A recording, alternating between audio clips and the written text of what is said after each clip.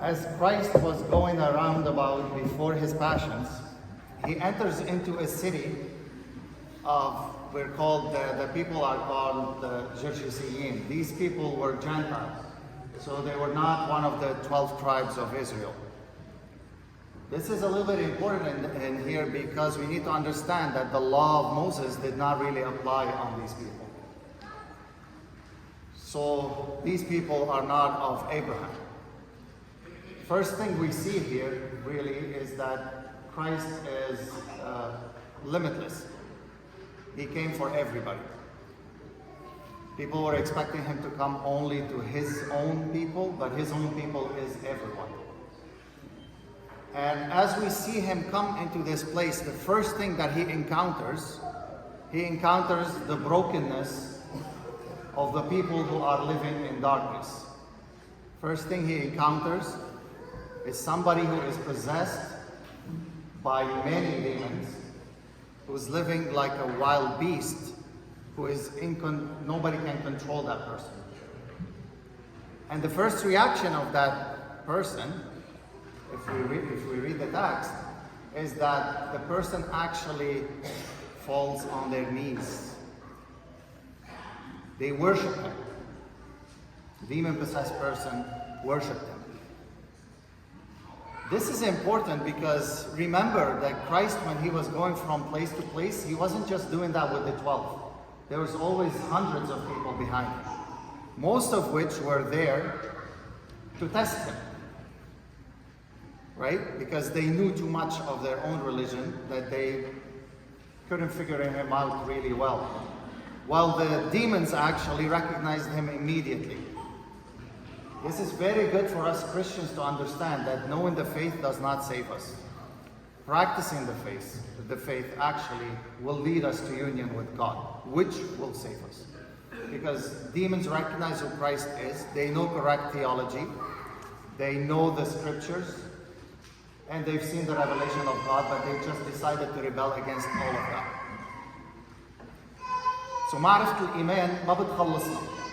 الواحد انه يتعمد ما بيتخلص، بده يمارس ايمانه. اذا ما مارس ايمانه ما بيكون احسن بكثير من الشياطين يلي بتعرف الايمان احسن منه، واللي بيعرفوا الله قبل منا، يلي قدروا شافوا المسيح ودغري عرفوا مين هو قبل كل الناس اللي كانوا ماشيين معه، حتى تلاميذه. بس هالشيء ما بيخلصهم. Christ's reaction to this person is compassion. Why is this important for us? Because this is not just a historical event that just happened. It is, but it's a mirror of our own brokenness, of who we are today as human beings in this fallen world. When Christ encounters us in our lives today, he encounters people who are beaten down, people who are almost at the cusp of surrendering, who's been attacked a lot, gave a lot of territory, and sometimes are too comfortable in their own sins. So what happens when this meeting happens, when this meeting occurs? When Christ, the Holy One, encounters our sinfulness, there's two things that could actually happen. We can either do like the people there, the Gergesenes, when they came from their city and saw the demoniac closed and in his right mind, that's what the text tells us, sitting at the feet of Christ, learning from him. What was their reaction? Depart from us. Right? We don't want to have to deal with this thing. We know who this guy is, we know who he was, we don't understand what just happens. And we don't want to understand. Now a lot of times that's what we do. We know our sinfulness, but we don't want to really face it. We don't want to deal with it. Because what happens? When Christ's holiness encounters our sinfulness, we can either turn our back and just keep walking in darkness, because darkness, unfortunately, is a lot more comfortable for us. Or we can let his light shine on us, and this would reveal all the stains that we have. It's like anybody, like, you know, when we wear black as priests, it looks nice and clean from afar. I bet you anything, if we shine a light on it really close, you're going to see a lot of stains. So what happens with this? Do we really choose to be more comfortable, or do we choose salvation? And salvation is always a change. Because salvation is not really what we are doing every day in our lives. If we are honest, I know from myself, that's not what I'm doing every day. Which requires a change on my part. And change is repentance. Repentance is going back to what we are supposed to be. But the tragedy that we hear in all of all the books of the gospel, even in the Old Testament, the tragedy of our existence is that people, humans, us, our ancestors, have always feared holiness more than evil. We are willing to step into the darkness a lot more than we are willing to step into the light. What we fear most is losing our comfort, not losing our eternal life. This is exactly the meaning that Christ is asking from each one of us. If we are to identify with anybody in this story, we are the demoniac.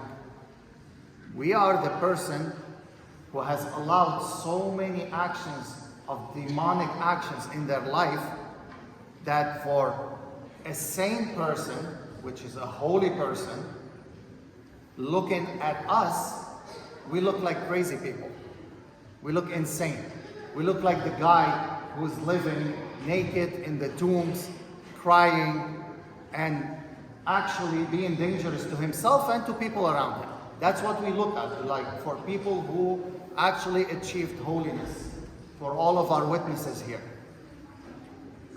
And then Christ comes. And when Christ comes, we have two choices. Either actually embrace the light, acknowledge who we are, and start the very hard task of change, or turn our way and go the other way and tell the Lord, do not enter. I don't want that. I don't want to deal with this. The other tragedy of this is that yes, we can avoid this for a while, but guess what? The second coming is happening for each and every person of us. Each one here will have his end of days. Some of us later, some of us soon. When this happens, there is no other place except the light. There's nothing else. Every created being, every created thing goes back into the Creator, and then the light is everything that exists. Because, my brothers and sisters, darkness is not an actual thing. Darkness is the absence of light. So it's not a physical, material, real thing. When there is no light, we have darkness. When there is light, darkness cannot exist. After we pass, there's only God. There's only light. There's nothing else. So, as I was telling you, with the vestments that we wear as black, if we choose to walk, black is very convenient to walk in the darkness. Nobody can see anything. If I choose to live all my life walking in darkness, not checking and seeing my stains, all of a sudden when I'm standing right there in eternal light all the time, I'm going to unfortunately look and it will all be stains, nothing else. Because I haven't been washing it. I haven't been doing anything about it. Christ will never force his way. He will always invite us. The part that we participate in our own salvation is a fraction of a fraction, but it is required. Without this fraction of a fraction, Christ will not come and choke us into life. He will not do that. We have to reach for Christ. It is extremely hard. Brothers and sisters, it's extremely hard. It's not even a little bit hard. It's extremely hard to be a Christian. But that only proves that it's divine. Because what does St. Paul says today to his own disciple, to Timothy? He says, be strong in the grace that is Jesus Christ. Strength is divine. Human strength will fade. That guy that was living in the with the tombs, they've tried everything that they had. They've tried all the medicine, they tried all the human strength on him, nothing works. Only had to have an encounter with God, and he addressed him, and then what happened? He was sitting at his feet, learning from him, and after that, Christ sends him out, telling him, go out and tell all the world what God has done for you. So there is a part for us to actually partake in God's grace in the world. If we are to cleanse ourselves enough, not completely, enough, so that we can see the grace of God working in our lives and hear His voice. يلي قاعد كل الوقت بالعجقة ما حيسمع صوت الرب. إذا حدا منكم بيتذكر قصة النبي الياس. النبي الياس كان ناطر حتى يسمع صوت الرب. بتصير زلزلة بيقول منه صوت الرب. بيطلع عاصفة بيقول منه صوت الرب. بيصير برق ولمع ورعد بيقول منه صوت الرب. وين بيسمع صوت الرب؟ بالنسمة. بالنسمة الخفيفة. We can only hear God's voice with the gentle voice, with the gentle nudge that He comes into our lives. If we're too busy, if we're too loud, if we're too consumed in other things, we will never hear it. And if we don't hear the voice of God in this life, we will never recognize it in the next life. Brothers and sisters, the responsibility is ours. God has offered everything so far.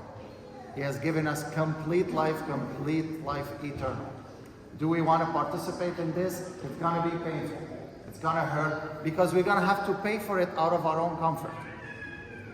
Nobody is comfortable praying a lot. Nobody is comfortable repenting a lot. Nobody is comfortable taking out of their hard-earned money, which God gave them, by the way, and giving to other people that they might deem they don't deserve that money, right? Nobody's comfortable doing any of those things. It has to hurt. If we are comfortable, we're doing something wrong. The Church of Christ has only really spread well and was kept intact when it was under attack. Never when it was imperial, never when it was actually conquering territories and was rich. Same thing was in the Old Testament. The people of God, the 12 tribes, when they had a kingdom that was prosperous, they were at their wickedest.